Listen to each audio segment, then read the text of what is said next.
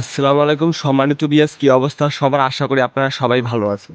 আজকে আমি চলে আসলাম আমাদের কৃষি জমিতে। আলুর কান্দি দেখেন, এগুলো আলুর ফলন কিন্তু ভালো হবে, তার কারণে আমি আলুর কান্দিগুলো দেখতেই পাচ্ছেন পুরো খুঁড়ে দিয়েছি। এগুলো কান্দি এখন আমি খুঁড়ে দেবো, কারণ এগুলো খুঁড়ে দিলে আলুর ফলন ভালো হয়, আলু অনেক বড় বড় হয়। সেই কারণে আমরা কান্দিগুলো এখন খুঁড়ে খুঁড়ে দেবো।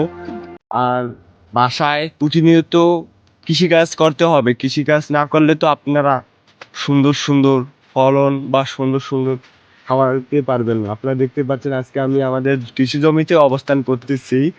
কারা কারা বাসায় কৃষি কাজ করেন একটু আমাকে জানাবেন বন্ধুরা।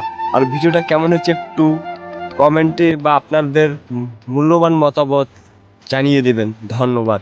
আসসালামু আলাইকুম।